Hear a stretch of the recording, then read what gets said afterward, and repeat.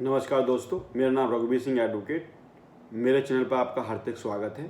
इस वीडियो के माध्यम से मैं बहुत ही महत्वपूर्ण जानकारी आपको देना चाहूँगा। ये बताना चाहूँगा कि जो क्रिमिनल ट्रायल हैं, जो केसेस क्रिमिनल होते हैं, उनके ट्रायल कहाँ चलते हैं, कैसे चलते हैं। इस वीडियो में पूरा क्रिमिनल ट्रायल आप इस वीडियो के माध्यम से समझेंगे। किस किस तरीके से चार्जशीट फाइल होगी, किस किस तरीके से एफआईआर होगी, किस तरीके से पुलिस कंप्लेंट होगी, पुलिस कंप्लेंट से एफआईआर तक, एफआईआर से चार्जशीट तक, चार्जशीट से जजमेंट तक का सफ़र इस वीडियो के माध्यम से आप जानेंगे। तो सबसे पहली बात यह है कि कोई ऑफेंस हुआ, अनलॉफुल एक्ट हुआ, ऑफेंस अगेंस्ट स्टेट हुआ, सपोज दैट कोई लॉ या कोई रूल प्रोवाइड किया हुआ है गवर्नमेंट ने और वो आपने पालन नहीं किया, तो ये एक ऑफेंस हो गया और उस ऑफेंस को हम कहेंगे ऑफेंस अगेंस्ट स्टेट। और आपने देखा भी होगा, अगर आप कोर्ट गए हैं या आप शिकायतकर्ता कंप्लेनेंट या आप किसी भी केस में मुलजिम रहे हैं तो आपको पता होगा वहाँ आवाज़ भी या आपका केस भी स्टेट वर्सेस किसी भी नाम से आप हो सकता है आवाज़ लगती है। तो मेरा जो समझाने का इस वीडियो के माध्यम से वो ये है कि कौन से केस कहाँ पर ट्रायल करेंगे, क्रिमिनल केस कौन से हैं, किस तरीके से होंगे, आप किस तरीके से एफआईआर लॉन्च करा सकते हैं, किस तरीके से आप एफआईआर के लिए एक प्रार्थना पत्र दे सकते हैं। तो सबसे पहली बात यह है कि आप एक विक्टिम हैं या आप एक अक्यूज़ हैं, दोनों ही हो सकते हैं और दोनों ही नज़रिए से ये वीडियो आपको बहुत ही सहायता करेगी, बहुत ही हेल्पफुल वीडियो होने वाली है। आप इसको लास्ट मोमेंट तक देखें। अगर आप विक्टिम हैं, आपको किसी ने हर्ट किया है या वो मेंटली हर्ट किया हो, मेंटली टॉर्चर किया हो, आपको फिजिकली असॉल्ट किया हो, फिजिकली हर्ट किया हो, अगर आप महिला हैं तो आपका किसी भी तरीके से कोई सेक्सुअल हरासमेंट हुई हो, रेप हुआ है, कोई भी प्रॉब्लम हुई है जो कि लॉ में अगेंस्ट है, तो आप अपने नज़दीकी एसएचओ थाना अध्यक्ष के पास शिकायत पत्र लिखित में दे सकते हैं।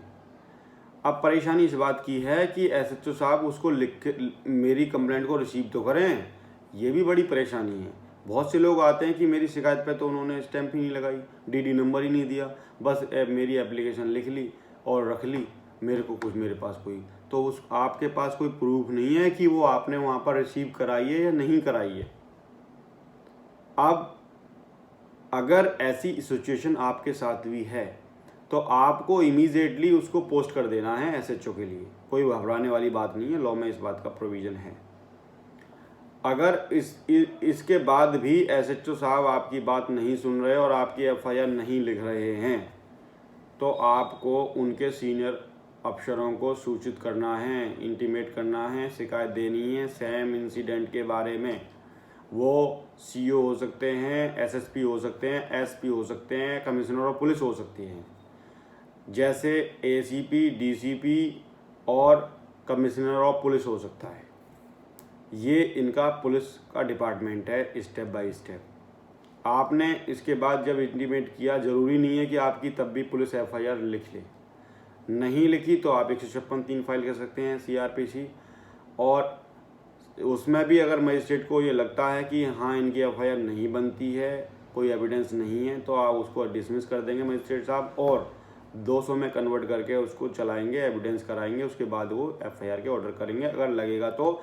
नहीं लगेगा या नहीं एविडेंस आप प्रूव कर पाए कि हाँ कोई ऑफेंस हुआ था तो हो सकता है आपकी 156(3) और 200 भी बाद में डिसमिस हो जाए। अब बात आती है कि आपने एक शिकायत पत्र दिया और एफआईआर हो गई तुरंत।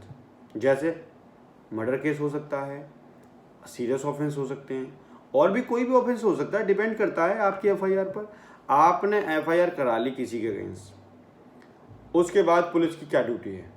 पुलिस की ड्यूटी ये है कि उसको इंटरोगेट करे, किसी भी तरीके से उसको इन्वेस्टिगेशन करे बिना किसी जोर दबाव के, बिना किसी इन्फ्लुएंस हुए।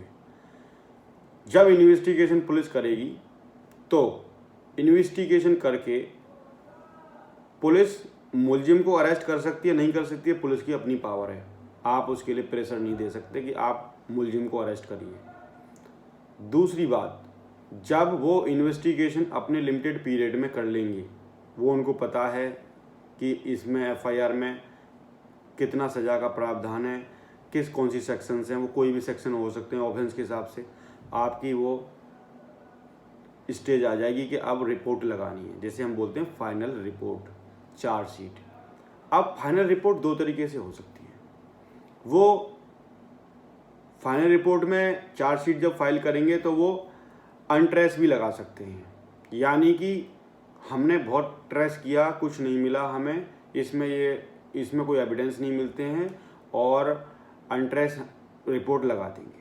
तो अनट्रेस में आप अगर कंप्लेनेंट हैं, शिकायतकर्ता हैं, तो आपको समझ जाएगा कि इस तरीके से पुलिस ने आपके केस में रिपोर्ट लगाई है, अगर आपको कुछ कहना है तो आप बताइए।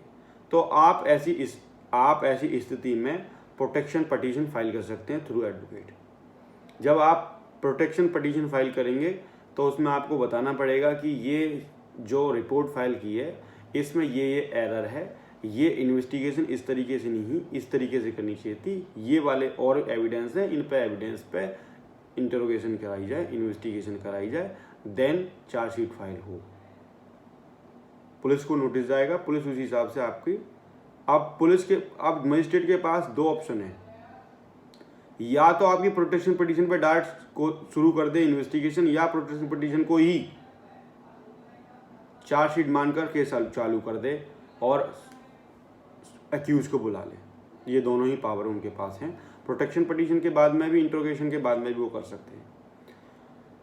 अब होता क्या है, कॉन्ग्रेस अगर केस बनता सीधा और चार्जशीट फाइल के दी तो कॉन्ग्रेस लेगी मजिस्ट्रेट कोर्ट, चाहे ट्राइबल इशू हो, कोई सी कहीं पर भी ट्रायल चले, चाहे सेशन चले या मजिस्ट्रेट के पास चले, बट लॉ ये कहता है कि जो कॉन्ग्रेस लेना है वो मजिस्ट्रेट ही लेंगे। देन जब एक्यूज अपीयर हो जाएंगे, अगर जैसे एक्यूज अपीयर होंगे और अगर ट्रायल सेशन है तो कमिट करके सेशन भेज दिया जाएगा, अगर ट्रायल सेशन नहीं है तो चार्जशीट की कॉपी एक्यूज को सबमिट कर चार्जशीट की कॉपी मजिस्ट्रेट के स्टाफ द्वारा एक्यूज को सप्लाई करके वो केस चालू हो जाएगा। जैसे ही वो केस चालू होगा तो सबसे पहले स्टेज है चार्ज पर आर्गुमेंट की। अगर आपके सेक्शन कुछ ऐसे हैं जो सेक्शन आप पे बनते नहीं हैं तो वो सेक्शन ऑलरेडी हट जाएंगे।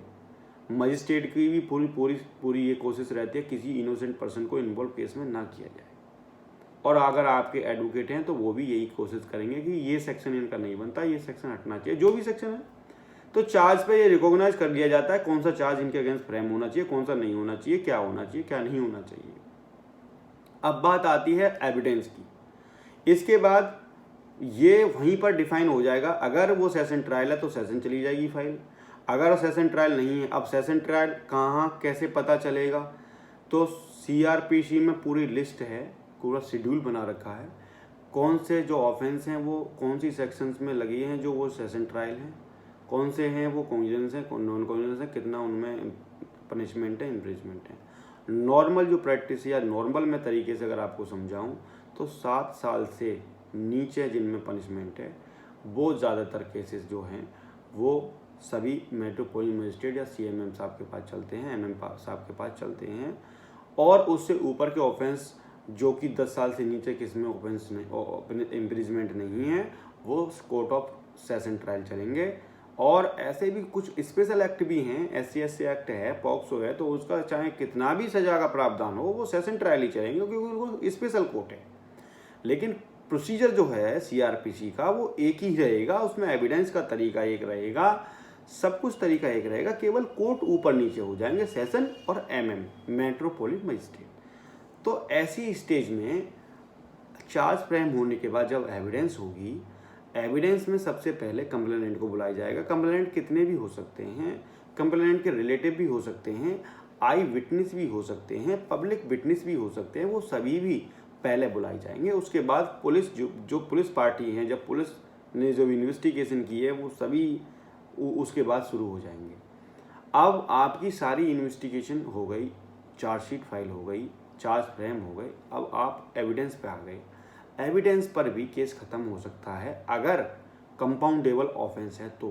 कंपाउंडेबल ऑफेंस भी उसी श्रेणी में, उसी शेड्यूल में लिखा हुआ है कि कौन सा। जब आप सेक्शन देखेंगे, सेक्शन के नीचे क्लासिफिकेशन ऑफ ऑफेंस में लिखा आ जाएगा कि ये कौन सा ऑफेंस है, कहाँ इसका ट्रायल चलेगा, कितनी इसमें सज़ा का प्रावधान है, ये कंपाउंडेबल है नहीं कंपाउंडेबल है, सब लिखा आ जाएगा। उसके बाद जब कंप्लेनेंट ये कह दे किसी कंपाउंडेबल ऑफेंस में कि मैं इस केस को आगे नहीं चलाना चाहता, कोर्ट की समय बर्बाद नहीं करना चाहता, मेरे को अगर हर्जाना के रूप में कोई भी डैमेजेस मिल जाते हैं तो मैं केस ख़त्म कर दूंगा, और अक्यूज़ उसको देने को राजी है कंप्लेनेंट को पैसा, तो वो केस वहीं पर ख़त्म हो जाएगा। इवन अगर कंपाउंडेबल नहीं भी है और कंप्रोमाइज होता है तो वो कंपाउंड हाई कोर्ट से पेश हो सकता है, उसके बाद भी कोई प्रॉब्लम नहीं है। अब बात आती है जब पूरी एविडेंस ख़त्म होगी, कंप्लेनेंट एविडेंस ख़त्म होने के बाद डिफेंस एविडेंस में मैटर जाता है। डिफेंस एविडेंस का मतलब है कि मुलजिम के ऊपर जो भी चार्जेस लगे थे, जो भी लोगों ने एविडेंस दी हैं, अब आप अप्रूव करके दिखाइए कि आप निर्दोष हैं। तो सबसे पहले तो स्टेटमेंट ऑफ अक्यूज होता है, जो मुलजिम होते हैं उनकी स्टेटमेंट होती है। उसके बाद उनको ये मौका दिया जाता है कि आप अपने पक्ष में किस किस गवाहों को लाना चाहते हैं। जिन जिन गवाहों को लाना चाहते हैं या ना भी लाना चाहते हैं, तो उनकी एविडेंस के बिहाफ पर भी पूरी रीडिंग करके जजमेंट होता है। वो जजमेंट, जब भी जजमेंट होगा वो अक्यूज की प्रेजेंस में होगा, एक बात तो ये है। दूसरी बात, 2 बार इसमें जजमेंट होता है। पहला होता है कि भाई आपको ये इंटीमेट कर दिया जाएगा कि हाँ आपको सज़ा सुनाई जाएगी। उसके बाद आर्गूमेंट होंगे कि कितनी सज़ा सुनाई जाए, कितनी नहीं सुनाई जाए। जो प्रावधान है उससे सज़ा कम भी होती है, उसमें बहस होती है, उसे बोलते हैं आर्गूमेंट ऑन सेंटेंस। जब आपको सेंटेंस सुना दिया, सज़ा हो गई, तो इसमें एक प्रावधान ये है कि जहाँ पर 3 साल से नीचे सज़ा सुनाई जाती है वहाँ पर जेल नहीं भेजा जाता है, वहाँ पर कह दिया जाता है कि आप अपील कर सकते हैं अपीलेट कोर्ट में। और आपको अगर बाइज्जत बरी भी किया जा रहा है तो भी आपसे श्योरिटी के तौर पर बेल बॉन्ड फर्निश कराएंगे कि आपके अगेंस्ट पार्टी जो भी हैं वादी प्रतिवादी, जो भी वादी हैं कंप्लेनेंट हैं, वो अगर सेशन कोर्ट जाते हैं तो आपको वहाँ पर अपीलेट कोर्ट में जाते हैं तो अपीलेट कोर्ट में प्रेजेंट होना पड़ेगा, वो भी आपको बेल बॉन्ड फर्निश करना पड़ता है। ये पूरा ट्रायल है जो कि क्रिमिनल ट्रायल है, और क्रिमिनल ट्रायल इसी तरीके से चलता है, क्रिमिनल कोर्ट में चलता है। ये जो मैंने वीडियो आपको प्रोवाइड कराई, इसमें पूरा क्रिमिनल ट्रायल है। इन बिटवीन कोई भी चीज़ आपको ना समझ में आई हो, मेरे कमेंट सेशन में आके बता सकते हैं, मैं उसका डेफिनेटली रिप्लाई करूँगा। हो सकता है टाइम लगे ना लगे, उससे पहले कर दूँ। आप जो भी आपके डाउट हों आप कमेंट सेशन में जाके बता सकते हैं। किसी भी तरीके से आपके साथ इनजस्टिस होता है या अनलॉफुल एक्ट होता है तो चुप ना रहें, सतर्क रहें, जागरूक रहें। मेरा चैनल देखते रहें, सब्सक्राइब करें। जय हिंद, जय भारत।